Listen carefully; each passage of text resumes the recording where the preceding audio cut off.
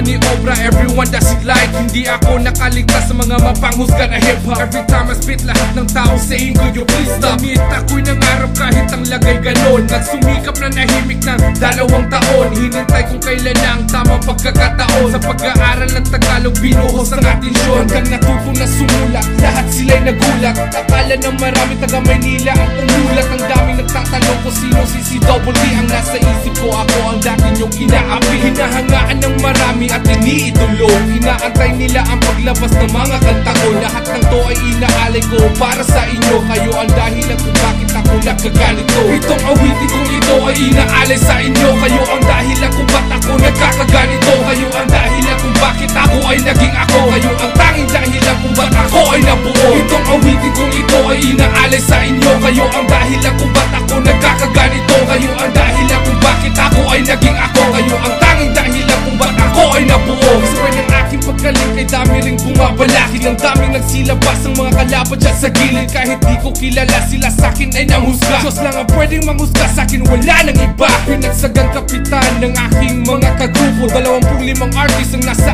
aking pamumuno. Bayabang pakinggan pero iyan ay totoo. Kay rami ang naghahabol na mapabilang sa'king grupo. Kung ano ako ngayon lang dahil yan sa itaas. Siya ang nilalapitan ko sa tuwing ako'y walang lakas. At kung ibabalik niya ko sa aking pinanggalingan, tanggap ko para pagbayaran aking kasalanan. Salamat sa mga kaibigan kong buong nagtitiwala. Lalo na sa aking pamilya palaging sumusuporta. At sa girlfriend kong lagi akong iniintindi. Ako ang bahala sa inyo pag kayo ay inaapi. Itong awitin kong ito ay inaalay sa inyo. Kayo ang dahilan kung ba't ako nagkakaganito.